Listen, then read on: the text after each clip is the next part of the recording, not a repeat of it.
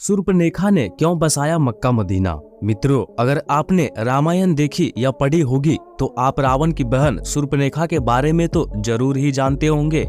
शूर्पणखा रामायण की एक ऐसी किरदार थी जिसकी वजह से प्रभु श्री राम को रावण समेत सभी राक्षसों का वध करना पड़ा था। लेकिन मित्रों, सभी राक्षसों का अंत होने के बावजूद भी शूर्पणखा बची हुई थी। हालांकि रावण की मौत के बाद शूर्पणखा का क्या हुआ था, इस बात का कोई खास जिक्र रामायण में तो देखने को नहीं मिलता है। फिर भी कई इतिहासकारों का ये दावा है कि शूर्पणखा ने अपने भाई रावण की मौत के बाद इस्लाम धर्म की उत्पत्ति की और मक्का मदीना को बसाने वाले भी शूर्पणखा ही थी। कई इतिहासकारों के मुताबिक तो ये भी बताया जाता है कि आज इस दुनिया में मौजूद सभी मुसलमान शूर्पणखा के ही वंशज है। मित्रों, भले ही यह सारी बातें आपको एक कहानी की तरह लग रही हो, लेकिन आज के इस वीडियो में हम आपके सामने शूर्पणखा के कुछ ऐसे रहस्य से पर्दा उठाने वाले हैं जिन्हें जानने के बाद आप भी दांतों तले उंगलियां दबा लेंगे। मित्रों, एक बार फिर से आपका स्वागत है मिस्टीरियस थिंग्स चैनल पर। आप चैनल पर नए हैं तो चैनल को अभी सब्सक्राइब करें।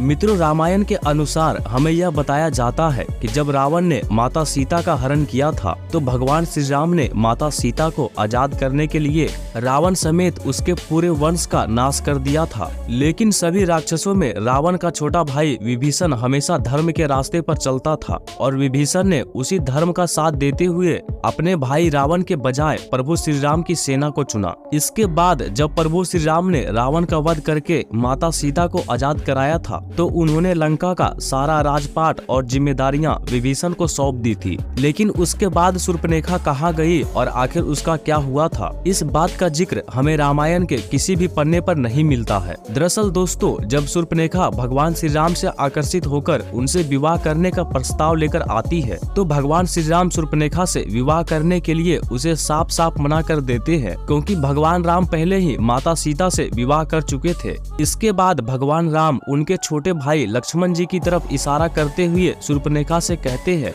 अगर आप चाहे तो मेरे छोटे भाई लक्ष्मण से विवाह करने के लिए पूछ सकती है। और फिर जब शूर्पणखा लक्ष्मण जी के पास विवाह का प्रस्ताव लेकर जाती है तो लक्ष्मण जी भी शूर्पणखा के प्रस्ताव को ठुकरा देते हैं। उसके बाद शूर्पणखा भगवान श्री राम के पास जाकर माता सीता को बुरा भला कहने लगती है और भगवान राम को ये धमकी भी देती है कि अगर उन्होंने शूर्पणखा से विवाह नहीं किया तो वो माता सीता को मार देगी। उसके बाद जैसे ही शूर्पणखा माता सीता को मारने के लिए आगे बढ़ती है तभी लक्ष्मण जी माता सीता का बचाव करते हुए शूर्पणखा की नाक काट देते हैं। इसके बाद शूर्पणखा जब अपनी कटी हुई नाक लेकर भाई रावण के पास जाती है और उसे सारी बात बताती है तो रावण अपनी बहन के इस अपमान को सुनकर बेहद क्रोधित हो जाता है और माता सीता का हरण कर लेता है और फिर भगवान राम रावण को मृत्यु दंड की सजा देते हैं। लेकिन मित्रों, हमेशा से ही लोगों के जहन में यह सवाल बना हुआ है, इसके बाद शूर्पणखा ने क्या किया। कई इतिहासकारों के मुताबिक ये बताया जाता है कि शूर्पणखा खुद को दुनिया की सबसे सुंदर स्त्री मानती थी और जब लक्ष्मण जी ने माता सीता को बचाने के लिए उसकी नाक काट दी थी तो वह अपने चेहरे को देखकर बहुत ही शर्म महसूस करती थी और नाक कटने के बाद वह हमेशा अपने चेहरे को एक काले कपड़े से छिपाकर रखती थी। शूर्पणखा को जब यह पता चला कि उसके सारे भाई प्रभु श्री राम के हाथों मारे जा चुके हैं तो उसने दैत्य गुरु शुक्राचार्य के पास जाने का फैसला किया था और वो वहां जाकर उन्हीं के आश्रम में रहने लगी थी। शूर्पणखा और शुक्राचार्य दोनों ही राक्षसों के वंश को आगे बढ़ाना चाहते थे, जिसके लिए शुक्राचार्य ने भगवान शिव की कठोर तपस्या की। शुक्राचार्य की तपस्या से प्रसन्न होकर भगवान शिव ने उन्हें असुरों के अमर होने के बजाय वरदान के रूप में एक शिवलिंग दिया और यह भी बताया कि जिस दिन कोई वैष्णव यानी भगवान विष्णु का अवतार या फिर कोई ऐसा भक्त जो भगवान विष्णु को सच्चे दिल से मानता हो, अगर उसने इस शिवलिंग पर गंगा जल छिड़क दिया तो उसी समय इस दुनिया से संपूर्ण राक्षस जाति का विनाश हो जाएगा। इसके बाद दैत्य गुरु शुक्राचार्य ने भगवान शिव के द्वारा दिए गए इस शिवलिंग को वैष्णव यानी हिंदुओं से दूर रखकर एक रेगिस्तान में स्थापित कर दिया, क्योंकि हिंदू धर्म का हर शख्स भगवान विष्णु को जरूर मानता है और अगर ऐसे में कोई हिंदू उस शिवलिंग पर गंगा जल छिड़क देता तो दुनिया से संपूर्ण राक्षस जाति का अंत हो जाता। इसलिए शुक्राचार्य ने इस शिवलिंग को दूर ले जाकर एक रेगिस्तान में इसकी स्थापना कर दी। और मित्रों, रेगिस्तान में जिस जगह पर यह शिवलिंग स्थापित किया गया था उस जगह को आज हम सब मक्का मदीना के नाम से जानते हैं। दोस्तों, भले ही यह सारी बातें सुनने के बाद आपको हजम ना हो रही हो, लेकिन आपने कई विवादित बयानों में यह जरूर सुना होगा कि प्राचीन काल में यहाँ पर मक्केश्वर महादेव का एक मंदिर हुआ करता था, जहां भगवान शिव का एक शिवलिंग स्थापित था। मित्रों, ये वही शिवलिंग है जिसे भगवान शिव ने दैत्यों के गुरु शुक्राचार्य को दिया था। और इस शिवलिंग को दैत्य गुरु शुक्राचार्य ने हिंदुओं से छुपाने के लिए भारत से दूर सऊदी अरब में मक्का में स्थापित कर दिया था। शुक्राचार्य ने इस शिवलिंग को सऊदी अरब में इसलिए स्थापित किया था क्योंकि उन्हें ऐसा लगता था कि ये बात कभी किसी हिंदू को नहीं पता चलेगी और इससे राक्षसों का वंश भी सुरक्षित रहकर आगे बढ़ता जाएगा। आपको बता दें कि दैत्य गुरु शुक्राचार्य ने इस शिवलिंग की सुरक्षा का काम शूर्पणखा को सौंप दिया था। उस समय शूर्पणखा हमेशा ही अपने चेहरे को कपड़े से ढककर रखा करती थी और फिर शूर्पणखा ने अपने वंश को आगे बढ़ाने के लिए कई बच्चों को जन्म दिया,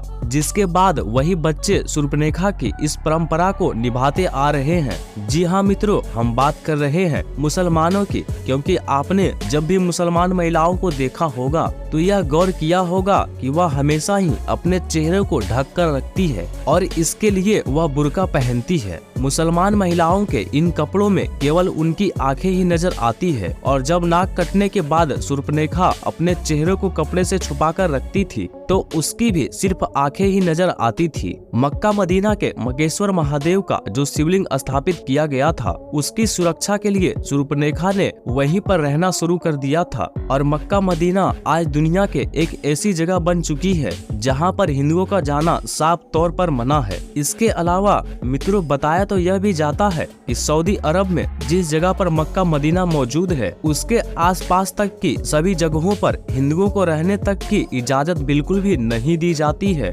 मक्का मदीना में रहकर ही शूर्पणखा ने अपने वंश को आगे बढ़ाया और नई नई परंपराओं का भी निर्माण किया। इनमें से एक परंपरा थी बुर्का पहनने की और यह रिवाज शूर्पणखा के समय से ही चला आ रहा है। दोस्तों, ऐसा बताया जाता है कि द्वापर युग बीत जाने के बाद शूर्पणखा के वंशज आज के समय में इब्राहिम धर्म के अनुयायी है और इस वजह से इस्लाम धर्म में शुक्रवार को एक विशेष महत्व दिया जाता है। इस बात का जिक्र धार्मिक ग्रंथों में भी किया जा चुका है। मित्रों, यह सारी बातें किनारे करके अगर इस कहानी पर गौर फरमाया जाए तो जरा एक बार सोचकर देखिए कि आखिर ऐसी कौन सी वजह है जिसके चलते किसी भी हिंदू का मक्का मदीना के अंदर जाना साफ तौर पर मना है। अगर कोई हिंदू चाहे भी तो मक्का मदीना के अंदर क्यों नहीं जा सकता? आखिर ऐसी कौन सी चीज है जो सभी हिंदुओं को मक्का मदीना के अंदर जाने से रोकती है?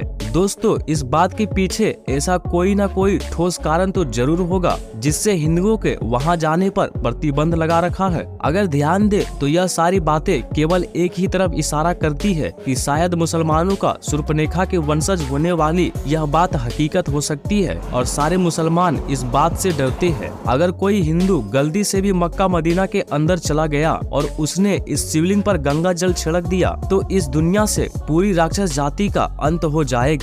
मित्रों, यह राक्षस कोई और नहीं बल्कि शूर्पणखा के ही वंशज है। भले ही यह सारी बातें आपको हैरान कर रही हो, लेकिन शायद ये सच भी हो सकती है, क्योंकि इस दुनिया का सबसे पहला धर्म सनातन धर्म ही है। यानी कि इस दुनिया में मौजूद हर एक व्यक्ति सनातन धर्म से जरूर ताल्लुक रखता है और हमारे ईश्वर भी सनातन धर्म से ही ताल्लुक रखते थे। मित्रों, ठीक ऐसा ही प्राचीन समय में भी हुआ करता था। कुछ लोग मिलकर अपने अलग अलग नियमों और परंपराओं को बनाया करते थे और धीरे धीरे इसी तरह यही चीजों जातियों में तब्दील होती चली गई, जिससे आगे चलकर अनेकों धर्म की उत्पत्ति हुई। लेकिन मित्रों, इस्लाम धर्म की हकीकत पर आज भी कई हिंदुओं के द्वारा सवाल उठाए जाते हैं कि आखिर उन्हें मक्का मदीना के अंदर क्यों नहीं जाने दिया जाता है। वैसे मित्रों, कमेंट करके बताइए कि आपको क्या लगता है, मक्का मदीना के बारे में कही जाने वाली यह सारी बातें क्या सच हो सकती है या फिर यह सब एकमात्र कल्पना है? अपनी राय जरूर दीजिएगा।